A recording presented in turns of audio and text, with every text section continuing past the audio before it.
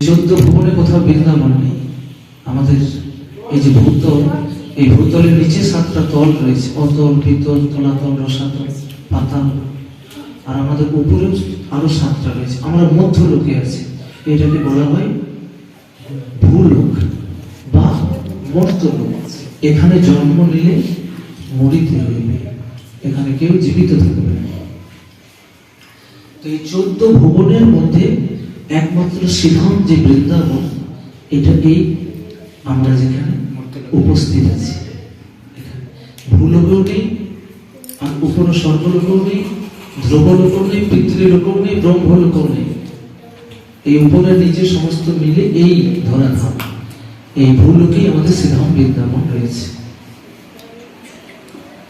তো এই বৃন্দাবন সৃষ্টি হলো কেমন করে না, ব্রহ্মা সৃষ্টি করলেন গোটা পৃথিবীকে, এই ব্রহ্মাণ্ডটাকে সৃষ্টি করলেন, কিন্তু বৃন্দাবনকে সৃষ্টি করার মতো তার সামর্থ্য তার কাছে নেই।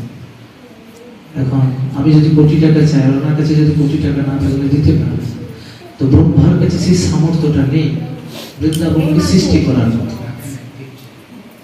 তো এটা সৃষ্টি কে করলেন না, একদিন রাধারানীকে বলছেন ভগবান, চলো আমাদের তো সময় হয়ে এলো, আমাদের তো গোলক বৃন্দাবনে থাকলে হবে না, আমাদেরকে মর্ত্যধামে যেতে হবে লীলা করার জন্য।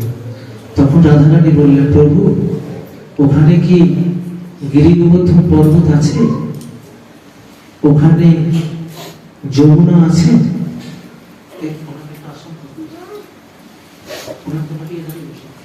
তুমি এখানে চলে এসো,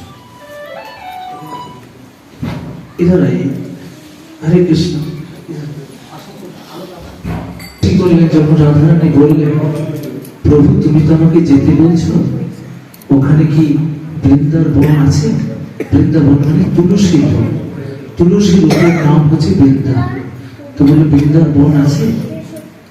তো বলো রাধে তুমি চলো, তোমার যাওয়ার আগে সব কমপ্লিট আমি করে রাখবো। তখন ভগবান এই বৃন্দাবনকে সৃষ্টি করলেন। এই বৃন্দাবনকে সৃষ্টি করার পরে ভগবান স্বয়ং এই বৃন্দাবনকে সৃষ্টি করেছেন। তারপরে রাধারানী এলেন। রাধারানী যখন জন্ম হয় তখন অন্ধ হয়ে জন্ম হয়েছে। উদ্দেশ্য কি না, প্রভুর সাথে উপরে কথা হয়ে এসেছিল, প্রভু তুমি তো চলে গেলে গোকুলে, আমাকে যেতে হবে রাভেলে, কিন্তু আমি তোমাকে একটা শর্ত করছি, আমি কিন্তু অন্ধের লীলা করবো। এই চোখ যখন আমি খুলবো, আমি প্রথম তোমাকে দর্শন করবো। এই যতদিন না তুমি আমার কাছে আসবে, ততদিন আমি অন্ধের লীলা করে যাব। তো তারপরে রাধারানী বিষভানু নন্দিনীর, বিষভানু রাজার নন্দিনী রূপে, পুত্রী রূপে তিনি জন্ম। রাধারানীর জন্ম হয়, রাধারানীর আবির্ভাব হয়েছিল, পদ্মফুলের উপরে প্রকাশিত হয়েছিল। সেটা বিষভানু রাজার কোনো কন্যা ছিল না, তাকে প্রাপ্ত করেছিল। গ্রাম আজও রয়েছে, ওখানে হচ্ছে অরিজিনাল তার বার্থ প্লেস।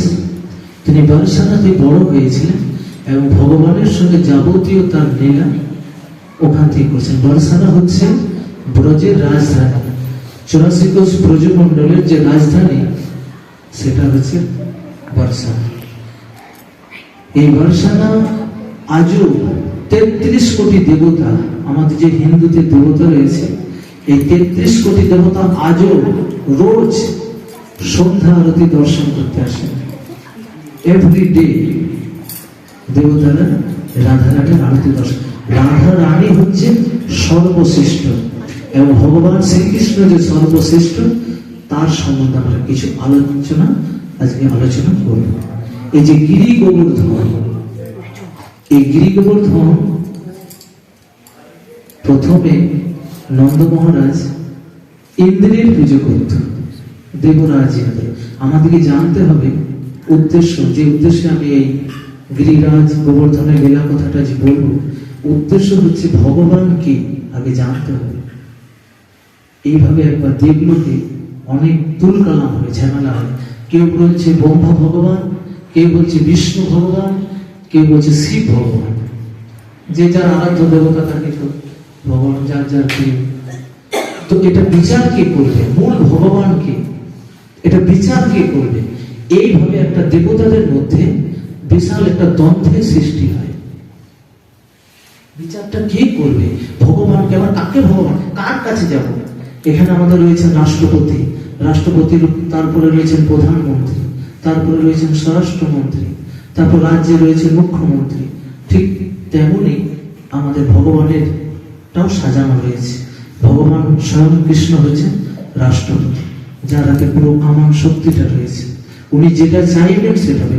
বিনা কৃষ্ণের ইচ্ছা বিনা আমরা একটা মুহূর্ত কেন একটা বার শ্বাস নিতে পারবো না। একটা বার, এক সেকেন্ডের জন্য শ্বাস নিতে পারবো না, ওনার যদি ইচ্ছা না হয়। আমার যদি লেখা আছে এতবারই শ্বাস চলবে, ততবারই চলবে। তার ইচ্ছা বিনা আমরা একটা বার শ্বাস নিতে পারবো না। তিনি হচ্ছেন ভগবান শ্রীকৃষ্ণ, যার ইচ্ছা বিনা গাছের একটা পাতাও নড়ে না। তো কি বিচার কে করবে? ভগবানকে। এই যে দ্বন্দ্ব আমাদের মধ্যে অনেকেরই এই ভ্রান্তিটা ঢুকে আছে। আমরা যদি সত্যিকারের শ্রীমদ ভাগবত কথা ভক্ত মুখে শ্রবণ করি, এখন ভাগবত কথা একটা রিস্কাওয়ালা বলতে পারবে, একটা মাতাল যখন মদ খায় তখনও বেরোয় তার মুক্তি, কিন্তু তার কথা শুনলে কেমন মঙ্গল হবে না? প্রকৃত জায়গায় ভক্ত ভাগবতের মুখে শ্রীমদ ভাগবতের কথা শুনতে হবে। এক ভাগবত হচ্ছে দুটি, ভক্ত ভাগবত আর গন্ত ভাগবত। এই গন্ত ভাগবতের কথা ভক্ত ভাগবতের মুখে শুনতে হবে, তবেই আমাদের প্রকৃত মঙ্গল হবে। তো যখন এইভাবে দেবতাদের মধ্যে একটা বিশাল বিড়ম্বনার সৃষ্টি হয়েছে, তখন বিচার করলেন। কে বিচার করবে? না, তখন ভিগুমণিকে বেছে নিলেন সবাই। ভিগুমণি, আমরা নাম শুনে থাকবো। এই ভিগুমণিকে চয়েস করলেন যে আপনাকে বিচার করতে হবে ভগবানকে। তো ভগবান প্রথমে ওই ভিগুমণি প্রথমে শিব লোকে চলে গেলেন। তো শিবকে সম্মান না করে শিবের কাছে এগিয়ে চলে গেলেন।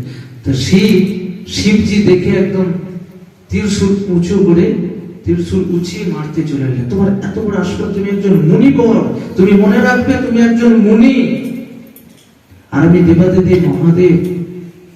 তুমি আমাকে সম্মান না করে প্রণাম না করে তুমি এগিয়ে চলে আস। এই বিচার হয়ে গেল। না না না, ইনি ভগবান নন। চলে গেলেন ওখান থেকে, ব্রহ্মলোকে গেলেন। ব্রহ্মলোক সেই অবস্থা। তুমি নারায়ণ যখন বিষ্ণু লোকে গেলেন, তখন লক্ষ্মীর কাছে ভগবান শায়িত অবস্থায় আছে। আর ভিগুমণি যে প্রথমেই তার বুকে যে পদাঘাত 1 লাখ, ভিগুমণি প্রথমে ভগবান স্বয়ং ভগবানের বুকে যে পদাঘাত, তো ভগবান তখন কি বলছেন? ভিগু, তোমার ওই কমল চরণে কোনো আঘাত লাগেনি তো?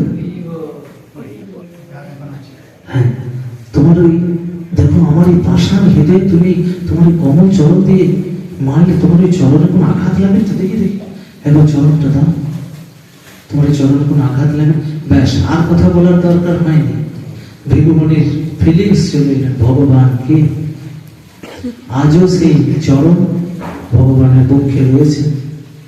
ভগবানের চরণ কমল আজও বক্ষে রয়েছে। ভক্তের চরণ প্রভু খুবই ভালোবাসে। তো এই হচ্ছে ভগবান। তো আমরা সেই ভগবানের কথায় আলোচনা করব। তো নন্দ মহারাজ আর মা যশোদা কার পূজা করতেন? ইন্দ্রের পূজা। দেবরাজ ইন্দ্র, যিনি দেবতাদের রাজা। কেন পূজা করতেন? না, তাদের একটা ধারণা ছিল ইন্দ্রদেবী আমাদেরকে জল দিচ্ছে, ইন্দ্রদেব আমাদেরকে সূর্যের আলো দিচ্ছে, ওনার আদেশ মতোই সবকিছু হচ্ছে বলেই তো আমরা আজ নবলক্ষ ধেনু পালন করতে পারছি। আর যদি বৃষ্টি না হয়, যদি জল না থাকে, চাষ না হয়, তাহলে আমরা তো কিছুই করতে পারবো। এই একটা, উনিই ভগবান। কিন্তু শ্রীকৃষ্ণ সেটা স্বয়ং নিজে সেটাকে দেখিয়ে দিলেন। না না না বাবা, না, তোমরা একটু ভুল করছো, উনি ভগবান না। আচ্ছা বাবা তুমি বলো তো, বাবাকে শিক্ষা দিচ্ছে, বাবা তুমি বলো তো, সমুদ্রের মাঝে কে ইন্দ্রের পূজা করে? সমুদ্রের মাঝেও তো বৃষ্টি হয়। শিক্ষা দিচ্ছেন বাবা। বাবা বলো তো, সমুদ্রের মাঝে কে কে পূজা করে ইন্দ্রের? কিন্তু বৃষ্টি তো শেখানো হয়। আচ্ছা বাবা, সূর্যের তাপ। আচ্ছা, একটা কুড়ে ঘরের মধ্যেও তো সূর্যের তাপ ঢোকে, সেখান থেকে পূজা করে না। জঙ্গলের মাঝে কে পূজা করছে? ওখানেও তো রোদ পাচ্ছে, বৃষ্টি পাচ্ছে, হাওয়া পাচ্ছে। এইভাবে বাবাকে শিক্ষা দিচ্ছে। তো বলো কি করা উচিত আমাদের? বললো না, আমরা চলো, আমরা আজকে গিরি গোবর্ধনের পূজা করব। বৃন্দাবনে সবকিছু মিটে গেল, তিনটে জিনিস জীবনেও মিলবে না। এই ভূমিটা, যমুনা নদী আর গিরি গোবর্ধন পর্বত, এই তিনটি আজীবন থেকে যাবে বৃন্দাবনে। আজীবন পরম্পরা যত জন্মগ্রহণ করবে পৃথিবীতে, সবাই আসবে, সবাই কৃপা লাভ করতে পারবে। তো তখন তারপরে যখন সবাই সমস্ত কিছু সামগ্রী যখন নিয়ে গেল গিরি গোবর্ধনের পূজা করতে, এইদিকে যখন জানতে পারলেন দেবরাজ ইন্দ্র যে একটা গোয়ালার ছেলে হয়ে এত বড় তার আস্পর্ধা যে আমার পূজা বন্ধ করে দিল, এই অভিমান। একটা গোয়ালার ছেলে হয়ে নিজেকে কিনা এত বড়, আমার এত দিন থেকে যারা পূর্বপুরুষ থেকে পূজা করে আসছিল, আর সেই পূজা বন্ধ করে দিল। একটা অভিমান, একটা প্রতিষ্ঠা, যা হয় আর কি, মানুষের অভিমান থাকলে যা হয়। কিন্তু ভগবান দুটি জিনিস কোনোদিনই চাননি। ভগবান অহংকার কারো রাখে না। ভগবানের যদি কেউ পরম ভক্ত, ভগবান প্রথমেই তার অহংকারটাকে চূর্ণ করে দেন। কারণ ভগবানের কাছে তাকে আসতে হবে, এই জন্য ভগবান তাকে পবিত্র করে নেয়, তাকে সুন্দর করে নেয়।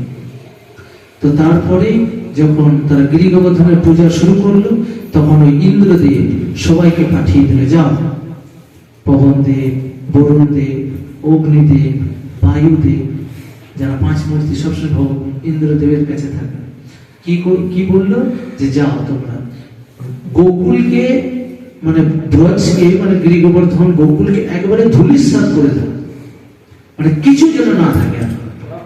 ওদেরকে বুঝিয়ে দিচ্ছি যে আমি কে, আমার কতটা শক্তি, আমি কি করতে পারি।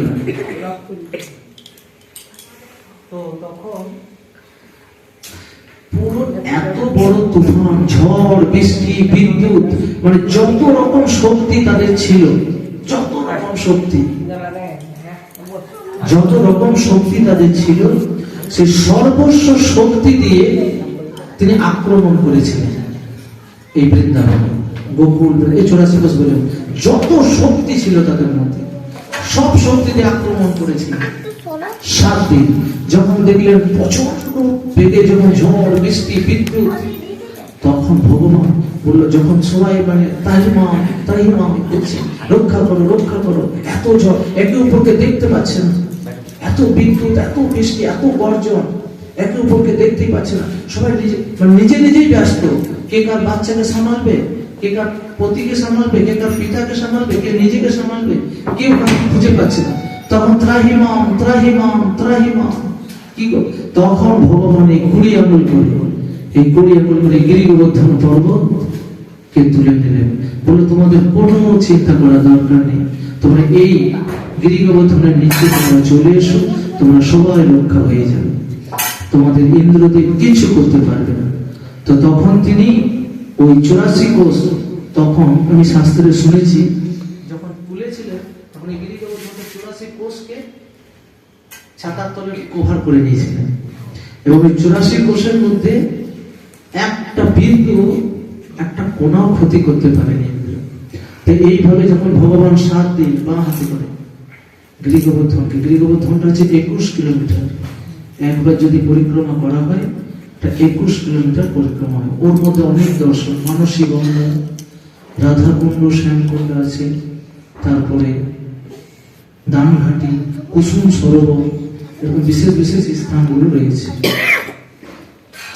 তো তারপরে 7 দিন পর ইন্দ্র দেখছি, বাহ, করে দিয়েছ, হ্যাঁ, 5 পাণ্ডব মানে 5 জন সব, হ্যাঁ, আপনার কাজ করে দিয়েছে। এবার ইন্দ্রদেব তার বাহনের সঙ্গে যখন এসে দেখছে, দেখি গোকুলটা কেমন, দেখছে গোকুল যেমনটা তেমনই আছে। এই তো ইন্দ্রদেবের একেবারে মানে মাথা চক্র দিচ্ছে, এই কি হলো, আমি সর্বশক্তি দিয়ে আমি এদেরকে পাঠিয়েছি, এরা তো দেখছি কিছুই করতে পারেনি। তখন তিনি বুঝতে পারলেন যিনি অন্য কেউ, তিনি হচ্ছেন স্বয়ং ভগবান। তখন তিনি শ্রীকৃষ্ণের কাছে ক্ষমা প্রার্থনা, প্রভু আমি তোমাকে চিনতে পারিনি, আমি তোমাকে চিনতে পারিনি, তুমি আমাকে ক্ষমা করো। তো তারপর তিনি তাকে ক্ষমা করলেন এবং সেই দিন থেকে আবার গিরি গোবর্ধনের পূজা চালু হলো।